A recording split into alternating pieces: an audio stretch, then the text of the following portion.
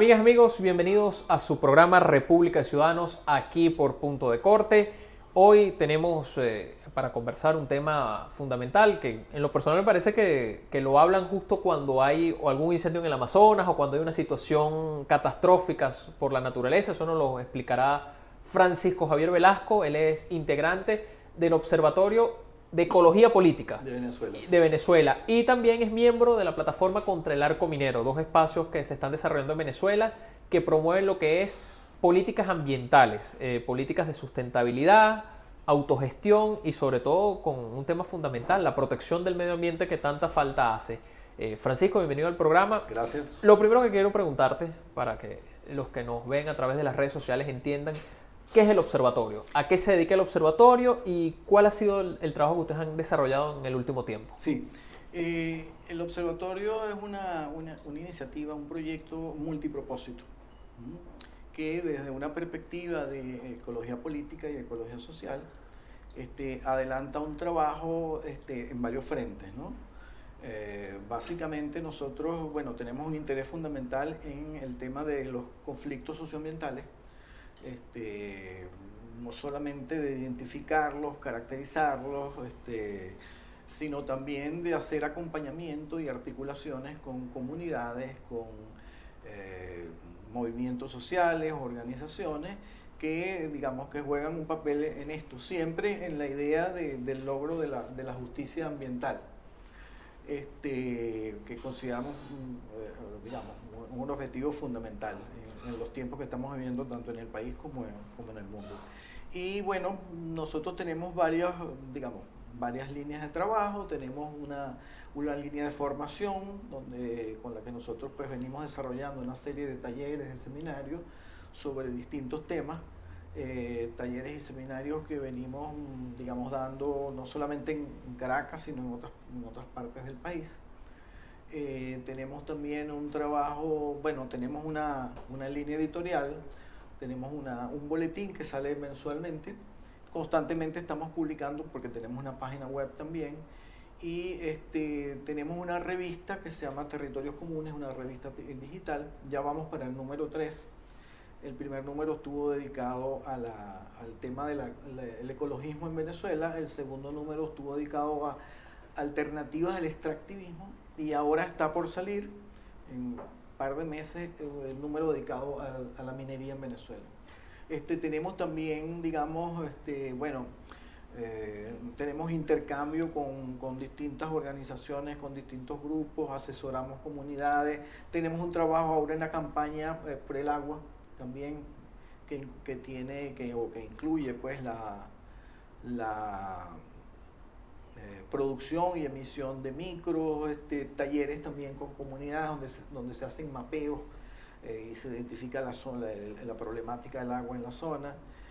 Y bueno, así como eso tenemos otras cosas también que estamos trabajando constantemente. Participamos y organizamos foros, actividades de calle, movilizaciones, etc. Y un tema clave, en las últimas semanas ha sido noticia lo que está pasando con el Amazonas, sobre todo en el territorio brasilero y boliviano. Sí. Pero ustedes desde hace meses han estado denunciando la situación que ocurre con el Amazonas venezolano, sobre todo con la minería ilegal. Sí. ¿Qué han hecho para concientizar sobre ese tema y para de alguna manera reducir y evitar todo lo que ha sido esta depredación ecológica en el país? Sí, bueno, nosotros hemos, aparte de que tenemos escritos, artículos publicados sobre la temática, hemos también trabajado articulando con otros grupos, por ejemplo con la plataforma Contra el Arco Minero y muchos otros grupos más, en distintas acciones que van desde denuncias por los medios hasta movilizaciones, pasando incluso por recursos ante organismos judiciales. Nosotros consideramos que este es un tema fundamental porque con el Arco Minero del Orinoco específicamente, que es un proyecto que el gobierno de Nicolás Maduro puso en marcha, aunque ya Hugo Chávez lo había de alguna manera anunciado, nos estamos jugando en gran medida lo que es la viabilidad de este país, de esta nación, en varios sentidos, no solamente en el sentido ecológico, que es fundamental, puesto que es conveniente que sepamos que el arco minero, el proyecto, la zona de desarrollo especial Arco Minero del Orinoco, abarca un territorio de aproximadamente 112.000 kilómetros cuadrados. Hablando en términos para que la gente entienda, sí. Geográficamente, ¿con qué podríamos comparar ese espacio? ¿Una ciudad, un pequeño país, una isla? Bueno, mira, más o menos 3 veces el tamaño de Portugal y más o menos equivalente al tamaño de Cuba. Mayor que cualquier país centroamericano y mayor que más o menos el 50% de los países europeos. O sea que estamos hablando de una extensión considerable de territorio. Pero no solamente el asunto es, digamos, lo amplio en términos territoriales, sino lo que allí existe. Ahí está nuestro principal reservorio de agua dulce, está el río Orinoco, pero además una hidrografía muy variada, muy rica. Está nuestro principal acervo en términos de lo que es biodiversidad, es una de las zonas más biodiversas del mundo, que juega un papel fundamental en el clima, no solamente en nuestro clima local y regional, sino incluso mundial, de alguna manera. Además, es un territorio que, digamos, que da asiento a una cantidad de pueblos indígenas que tienen también, digamos, además de los derechos como puede tener cualquier consideración de ser humano, tienen una importancia cualitativa en términos socioculturales. Y una pregunta clave, el gobierno establece como una minería ecológica lo que está desarrollando en el arco minero. Quiero preguntarte, ¿existe la minería ecológica realmente? En absoluto, no existe ni aquí ni en ninguna parte del mundo. Ese es un juego perverso de palabras que nos recuerda a la famosa novela de Orwell, en 1984, donde inventaron un lenguaje que trabaja con términos, digamos, contradictorios, pues, así como la cuadratura redonda o algo por el estilo. Minería ecológica digamos, es una falacia, es una mentira, pues, descarada además. Pero con eso se ha jugado mediáticamente y discursivamente para tratar de confundir a la gente. Y hay un tema que es fundamental ahí, importante. ¿En qué estado se encuentra ahorita la situación del arco minero, esa zona? Sabemos que es una zona además que hay mucho territorio, que es parque nacional. Sí. Quiero que me digas, ¿cómo está eso en estos momentos? Sí, mira, fíjate, una vez que el decreto es oficializado por el gobierno de Maduro, hay una situación, digamos, se convoca un evento donde un conjunto de compañías transnacionales firman un acuerdo de intención, aproximadamente 150 compañías. Un acuerdo de intención con el gobierno para explotar, para sacar minerales, fundamentalmente oro, pero también ahí entra la bauxita, el coltán y otra cantidad de minerales, digamos que en esa zona tienen una presencia muy importante. Ahora, dada la situación de inseguridad por el contexto, por la atmósfera política y social y económica que está viviendo el país, y de inseguridad en varios sentidos, incluso inseguridad jurídica, la mayoría de esas compañías todavía no han iniciado labores, no han concretado esos acuerdos de intención, salvo el caso de la Gold Reserve. Entonces, ¿qué ha ocurrido? Que el gobierno de Maduro, que argumentaba, uno de los argumentos que utilizó para justificar ese proyecto era de que iban a poner orden en el territorio, porque es cierto que desde antes ahí viene ocurriendo una situación digamos, donde se ha extendido mucho la llamada pequeña minería, que en honor a la verdad no es tan pequeña, digamos, lo de pequeña hay que ponerle comillas porque utilizan cualquier cantidad de tecnologías, hay inversiones, por detrás de ellos hay grandes inversionistas, pero bueno, en fin, una situación que viene causando un gran desorden en varios sentidos, pero resulta que el gobierno de Maduro entonces ahora pactó precisamente con esos grupos donde hay un conjunto de mafias que concurren, algunas incluso de fuera de nuestras fronteras, y eso prácticamente ahorita es una especie de territorio de nadie, pues tierra de nadie. Que el Estado ni las autoridades están ahí pendientes o controlando qué ocurre en esa situación. O si están mezcladas en el chanchullo con otros actores que están operando allí, donde hay mafias de distintos tipos.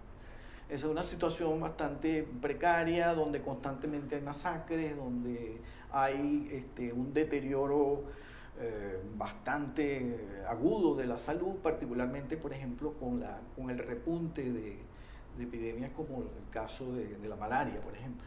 Venezuela ahorita está en los primeros lugares, no solo del continente, del mundo.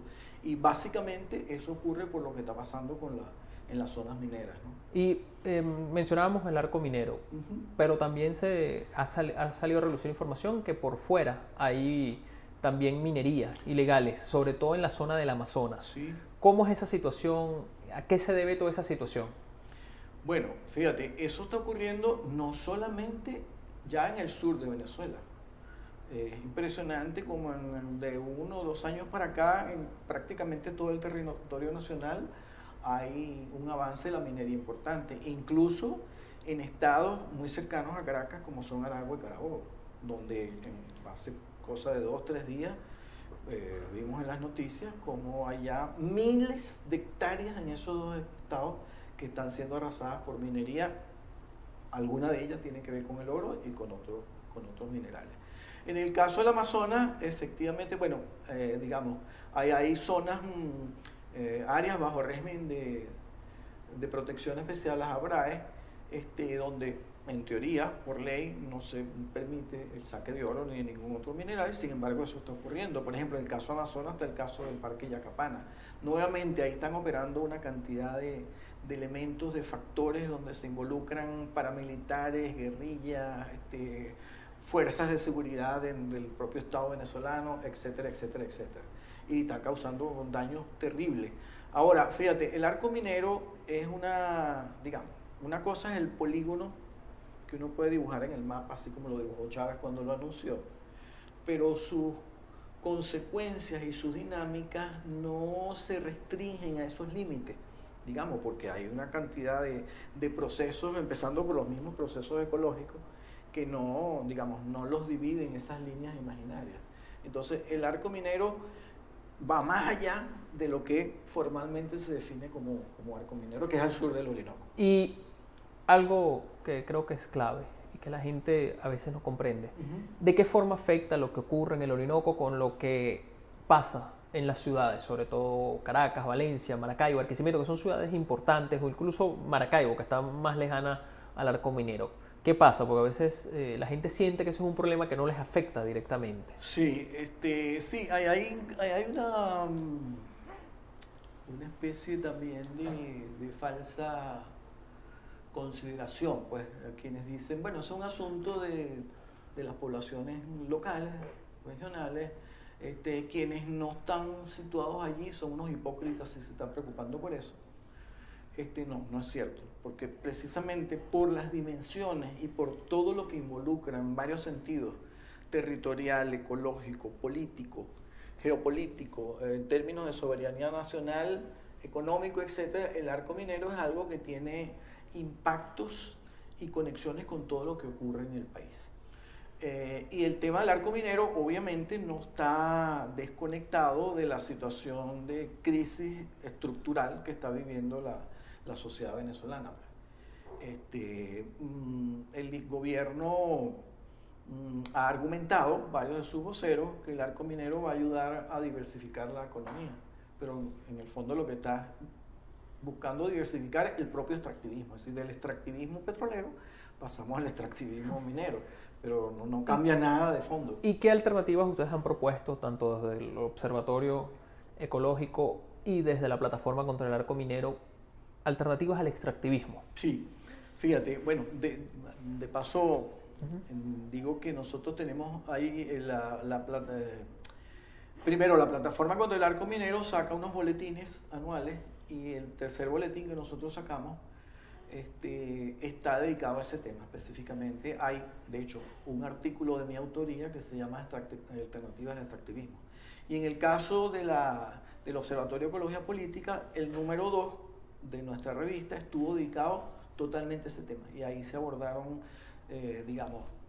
aspectos que tienen que ver tanto con la macroeconomía, como con la tecnología, como con la agricultura, como la minería propiamente dicha, la ocupación del territorio, la reestructuración de las ciudades. Sí, hay alternativas posibles, reales, no son sueños fantasiosos, pero obviamente necesitan de una voluntad política y de una fuerza social que promueva eso. Y una última pregunta, porque el tiempo es implacable, Sí. sobre todo en este tipo de programas.